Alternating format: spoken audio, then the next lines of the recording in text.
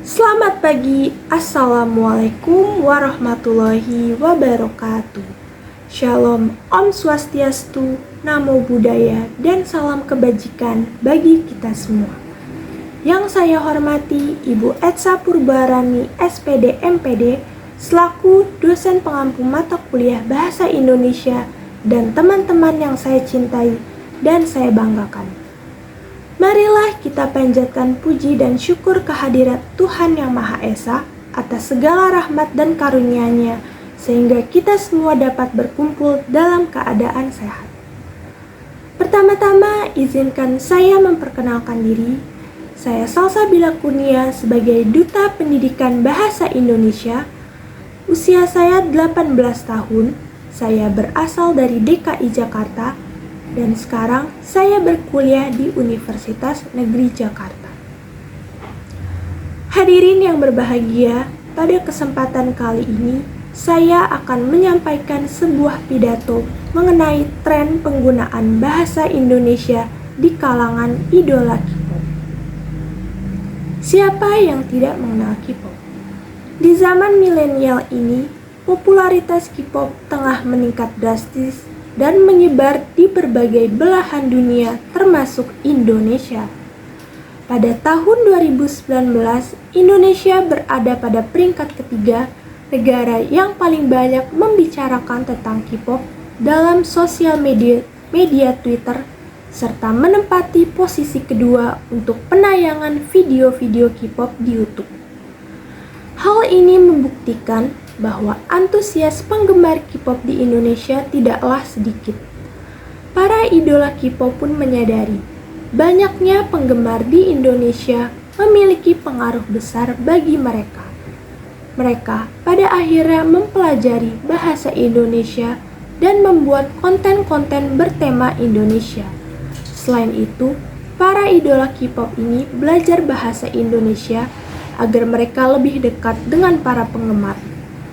Konten-konten tersebut dapat berupa acara atau segmen wawancara singkat menggunakan bahasa Indonesia, melakukan permainan tebak kata bahasa Indonesia seperti yang dilakukan oleh kanal YouTube Hello Active, hingga konten YouTube yang dilakukan para anggota boyband NCT yang diberi judul NCT Sekolah Bahasa Indonesia, di mana para anggota NCT tersebut belajar langsung oleh YouTuber Indonesia Amelia Tantono.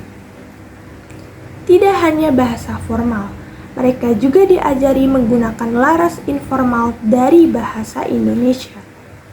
Para idola K-pop ini juga menggunakan bahasa Indonesia pada sosial media seperti yang dilakukan beberapa anggota boyband Super Junior.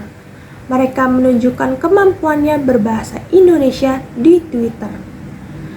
Dilihat dari berbagai cara penggunaan bahasa Indonesia oleh idola K-pop melalui acara ragam, hingga penggunaan bahasa Indonesia pada sosial media, kita dapat mengetahui bagaimana bahasa Indonesia diperkenalkan dan digunakan oleh idola K-pop dengan berbagai cara yang kreatif. Dan tentu saja hal tersebut juga membuat kita sadar bahwa tidak hanya budaya lain yang dapat masuk ke dalam Nusantara, tetapi Indonesia sendiri dapat memperkenalkan budaya Indonesia kepada negara luar atau bahkan seluruh dunia. Tidak hanya itu, dampak positif lainnya yaitu dalam bidang ekonomi, di mana terdapat kerjasama antara agensi hiburan besar di Korea, yaitu SM Entertainment, dengan PT Transmedia Corpora. Dengan adanya kerjasama ini, diharapkan mampu mendorong industri hiburan Indonesia agar semakin diakui internasional.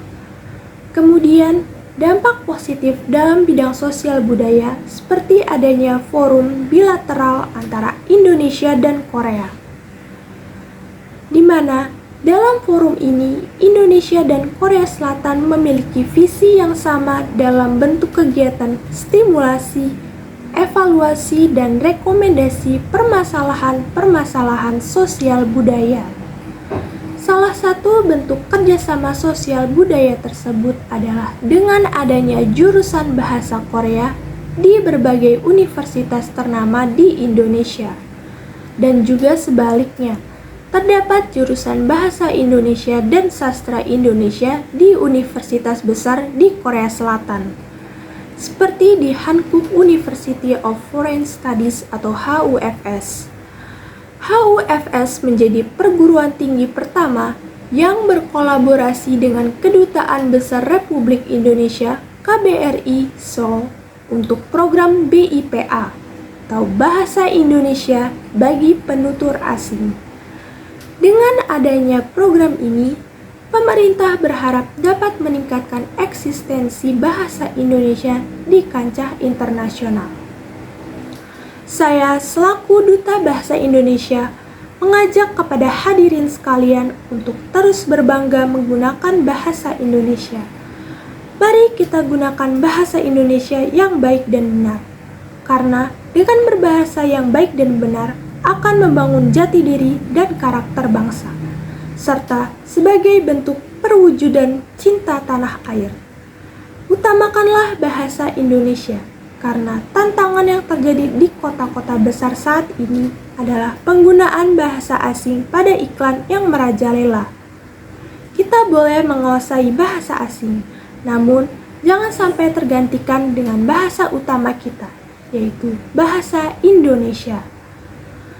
Hadirin yang saya hormati, demikianlah yang bisa saya sampaikan. Apabila ada kata-kata yang kurang berkenan atau tutur kata yang salah, saya mohon maaf. Aku Indonesia, aku bangga berbahasa Indonesia. Sekian dan terima kasih atas perhatiannya. Wassalamualaikum warahmatullahi wabarakatuh.